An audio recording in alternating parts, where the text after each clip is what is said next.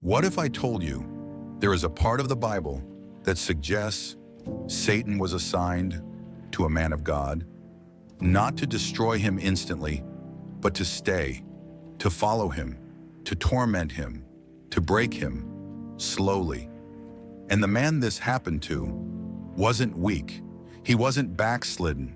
He wasn't out of God's will. He was Paul the Apostle, one of the most powerful voices in Christianity. And yet, he describes something that sounds less like suffering and more like a personal attack from the kingdom of darkness. But here's the part that should disturb you. He never says God removed it. He never says it stopped. Instead, he says it was given to him. Given. So now you have to ask yourself a question most people avoid. Who would allow that? Who would permit Satan to get that close? Because if this really happened to Paul, then everything we think we understand about protection, about suffering, about spiritual warfare might be incomplete. And what if this wasn't just an attack? What if it was a strategy? Before you understand the attack, you need to see what Paul did. That made him impossible for hell to ignore. Chapter 1. Why Paul the Apostle became a target. Before the attack, before the torment, before Paul ever wrote the words, "a messenger of Satan," something happened that changed everything. Because men weren't the only ones watching Paul. He had already gained attention from another realm, and once that attention locked onto him, it never left. But what exactly did Paul do that made him impossible to ignore? Most people think Paul was just a preacher. He wasn't. He was a disruptor. Every city he entered, something broke. Idols stopped selling. Traditions collapsed. Entire belief systems started shaking. And this wasn't normal influence. This was spiritual impact. Because according to the Bible, Paul wasn't just speaking to people. He was confronting something behind them, something unseen. And the more he did this, the more resistance started building. Not just from people, but from something else. Let's be clear about something. Paul didn't live a peaceful ministry. He was beaten, stoned, imprisoned, hunted constantly. But here's what most people miss. Even when the people changed, the pressure didn't. It followed him, city to city, region to region, like something had marked him. And then, something strange begins to happen. Something Paul never fully explains. Imagine this for a second. You escape one city, barely alive. You go somewhere new, and the same kind of opposition rises again. Different faces, same intensity, same weight. At some point, you stop asking, why is this happening? And you start asking, is something following me? Because patterns like that don't feel random. And Paul noticed the pattern, even if he didn't fully describe it at first. But everything becomes clearer when Paul finally gives it a name. Stay with me here, because what Paul calls this is where everything shifts. This is the moment where suffering stops looking natural and starts looking intentional. And trust me, most people read this part and completely miss what he's actually saying. At some point, after all the pressure, after all the repeated attacks, Paul finally describes what he's dealing with. Not as stress, not as bad luck, not even as persecution alone. He calls it a thorn in the flesh. But that's not the disturbing part. The disturbing part is what he says it really is. Because when you read the next line carefully, you realize something chilling. Paul believed this wasn't just suffering. It was a message sent from somewhere. If you're starting to see where this is going, hit like and subscribe, because the next part is where this story gets uncomfortable. Because in the next chapter, we're going to break down exactly what Paul meant when he called it a messenger of Satan. And once you understand that phrase, you'll realize this wasn't normal suffering at all. Chapter 2, something started following him. Paul didn't immediately call it demonic.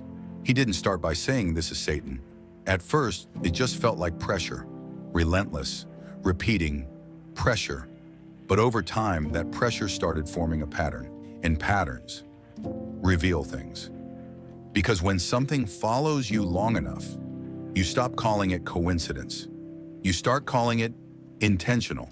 And the deeper you look into Paul's journey, the harder it becomes to explain this naturally.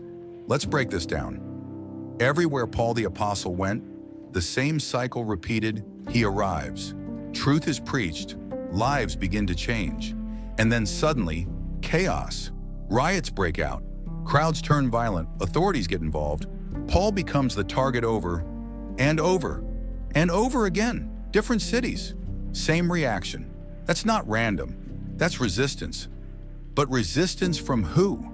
Because the people might not have been the real source. Here's what makes this unsettling. The intensity of the attacks didn't match the situation. Sometimes, Paul barely spoke, and everything exploded. Other times, he performed miracles. And instead of peace, things got worse. It's almost like something was waiting, watching, reacting, not to his words, but to his presence. And there's one moment in Paul's journey that gives us a glimpse into what might have been happening behind the scenes. In one encounter, Paul casts a spirit out of a girl who had been possessed. And immediately after that, everything changes. Her owners lose money. The city erupts. Paul is dragged, beaten, imprisoned. But think about that sequence. A spirit leaves, and chaos follows. That's not just human anger. That's backlash. Like something just got exposed and didn't like it. So now the question becomes, was Paul just facing people, or was he triggering something deeper? If you're following this closely, you're starting to see the pattern. This wasn't random suffering. It wasn't just persecution. There was a reaction to what Paul carried, and that reaction kept finding him. Imagine living like that. No matter where you go, the same kind of pressure rises, different faces, same force. At some point, you stop seeing enemies in front of you and start sensing something behind them. And Paul eventually puts it into words. Not clearly at first, not in detail, but enough to make us stop and ask questions. Because when Paul finally describes what was happening to him, he doesn't call it bad luck. He doesn't call it persecution. He calls it something far more specific, something far more disturbing.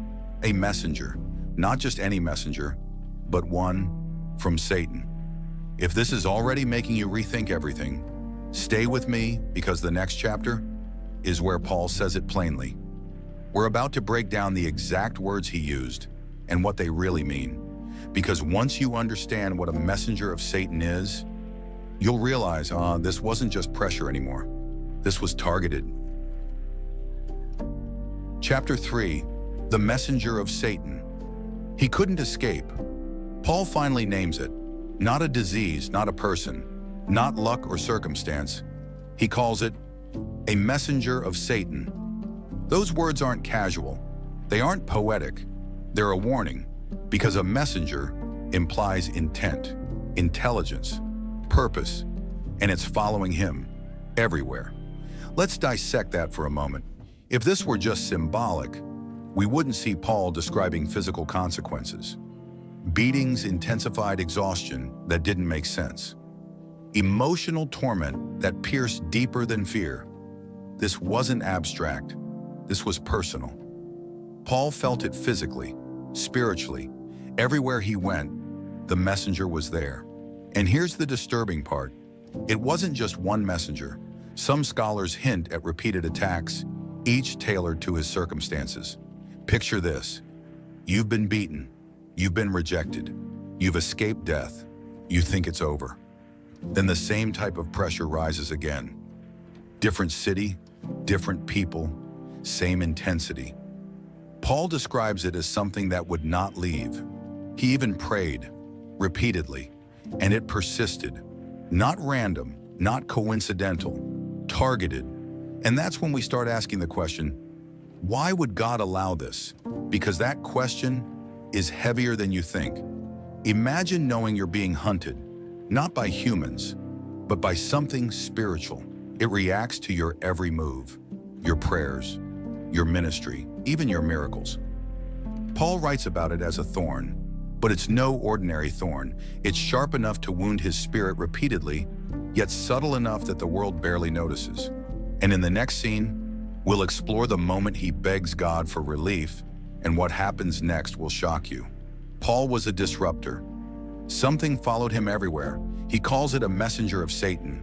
It was intentional, targeted, persistent. If you're still with me, you're about to see the moment Paul realizes the messenger might not leave. And that realization changes everything. Because here's the unsettling truth. Paul prays, not once, not twice, repeatedly. He begs God to remove it. And in chapter 4, we'll dive into why God didn't stop it and what that says about suffering, strategy, and spiritual warfare. Chapter 4, why God didn't stop it. So here's the question that stops most readers cold. Why didn't God stop it? Why allow one of his most faithful servants to be tormented by Satan repeatedly? Because when you read Paul's words carefully, you realize something terrifying. This wasn't an accident. This wasn't oversight. It was allowed. And that word changes everything, because the next revelation will make you question what you thought about suffering and spiritual protection. Paul prayed, he pleaded, he begged God to remove the thorn. And God's response, "My grace is sufficient for you." Not relief, not removal, sufficient, which means Paul's suffering wasn't meaningless. It had purpose, intent, a divine reason. And here's where it gets even darker. The messenger wasn't just tormenting Paul, it was shaping him. Think about it. If God had removed the torment immediately, would Paul have developed the endurance, the humility, the influence that made him one of the most impactful apostles in history? Some scholars argue in this suffering was strategic, a spiritual forge, not destruction, a shaping of purpose through pain. But the question still haunts, why allow Satan to be this close? Imagine carrying this, a relentless attack. Everywhere you go, people change, but the pressure stays. And the answer from God isn't escape, it's grace. It's enough to survive, but not to eliminate the threat. You're left with the constant awareness of something evil stalking you, and the knowledge that God is allowing it. And that's exactly where Paul begins to see the hidden purpose behind the torment. Paul is attacked by a messenger of Satan. The attack is persistent, targeted, personal.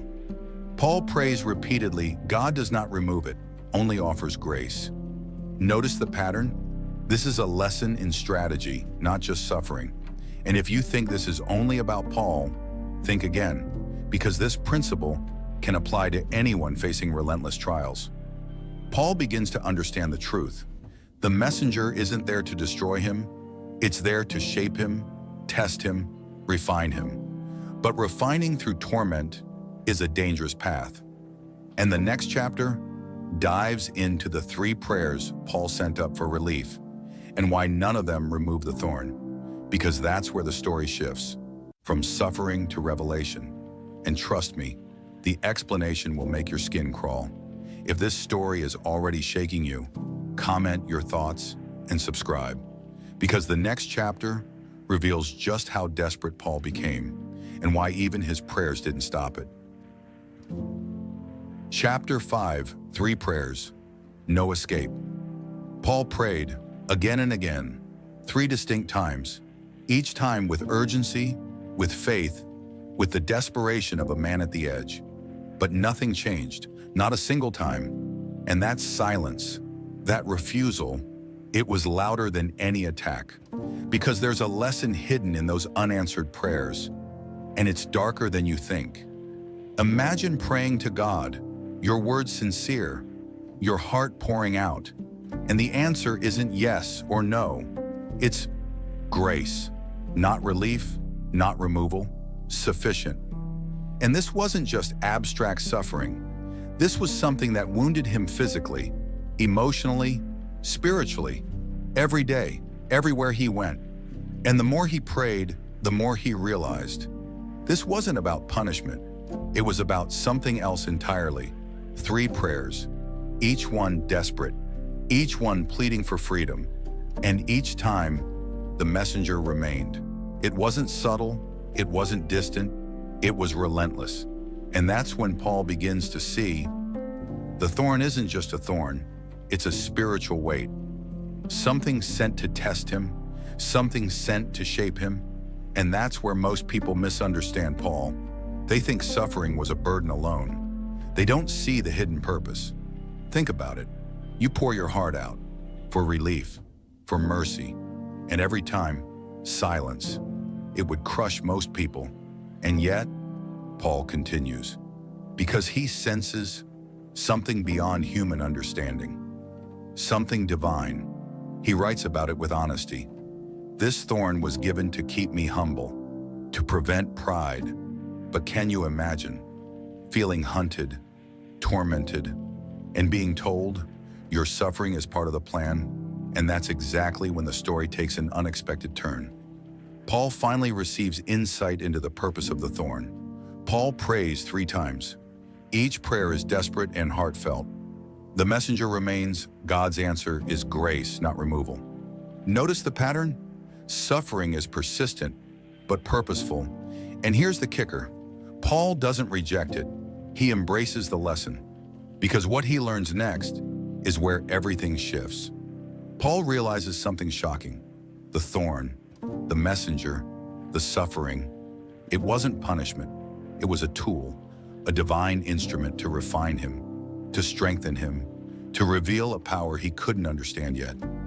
And in the next chapter, we'll explore the moment Paul finally articulates the answer that changes everything, the phrase that will echo through history. And trust me, once you hear it, your perspective on suffering in God's strategy will be shaken. Chapter 6, the answer that didn't make sense. After 3 prayers, after relentless torment, Paul finally receives an answer. Not one he expected, not one that made sense, at least not at first. God's reply? My grace is sufficient for you, for my power is made perfect in weakness. God isn't saying, and I'll remove it. He isn't saying, it's over. He's saying, your weakness is the stage for my power. The very thing that tormented Paul, the thorn of the messenger, was the medium through which God's power would be revealed. And here's where it gets even more unsettling. The same torment that humbled him also made him more dangerous to the forces behind him. Think about it.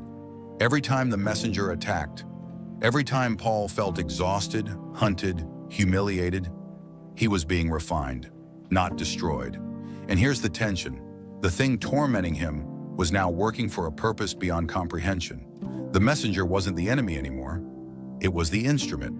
And the moment Paul realizes this, he sees a terrifying truth about spiritual warfare that most Christians miss entirely. Imagine living like that, a force actively tormenting you. And yet, it's part of the plan. You start to see your pain not as random, but as a channel of divine strength. Every weakness, every scar, every moment of despair is a stage for something greater. And Paul embraces it, because the alternative would be despair. But there's a catch. Embracing it doesn't make it easier. It makes it heavier, sharper, more personal. Paul prays 3 times. God's answer, grace, not removal. Weakness is the stage for God's power. The tormenting messenger becomes an instrument, not just an enemy. Notice the tension? Pain isn't meaningless, but it's relentless. And that paradox is what keeps viewers glued. Paul now understands the thorn differently. It's not just suffering, it's a tool of empowerment and refinement. But here's the chilling part. Even knowing this, he still can't escape the messenger. Here's the question that stops people in their tracks. Was the messenger of Satan truly an enemy? Or was this attack allowed by God? Because when you read Paul's words carefully, it's clear. Every moment of torment was permitted. Not accidental, not negligence, permitted. And this revelation will make you rethink everything you thought you knew about divine protection and spiritual warfare. Think about it. A messenger of Satan attacks relentlessly. Paul prays desperately. God responds, but does not remove the thorn. The attacks are allowed, but they serve a purpose. Not punishment, not revenge, but refinement, empowerment, and preparation. And here's the kicker. What God allows in Paul's life isn't just for him. It has consequences for entire communities and spiritual realities. Allowing an attack like this means God's strategy is bigger than human understanding. The torment shapes character. It builds endurance. It develops influence. And here's where it gets chilling. The messenger of Satan isn't random. It's targeted, persistent, and perfectly timed. God allowed it, but the messenger didn't know that. And that's when Paul realizes something terrifying. The very force sent to harm him is being used to strengthen him. Imagine living with this. A relentless spiritual force hunts you, and yet every strike against you is part of a divine plan. The attacks aren't meaningless. They're shaping you, forging you, preparing you. Paul doesn't fully understand it yet, but he senses the suffering is allowed for a reason, and that reason is far beyond his comprehension. And the moment he grasps this, he sees how the thorn and messenger together reveal a truth that will echo through history. 1. Messenger of Satan is relentless. 2. Paul prays 3 times. God's answer equals grace. 3. Attacks continue, but they are allowed. 4. The torment is purposeful, refining, empowering, and shaping. And here's the tension. This isn't passive suffering. It's strategic spiritual warfare. Paul now realizes a staggering truth. The thorn, the messenger, the suffering, all of it was allowed by God, not to destroy him, but to prepare him, to refine him. If this is blowing your mind, hit like, subscribe, and comment aloud if you're starting to see the bigger picture.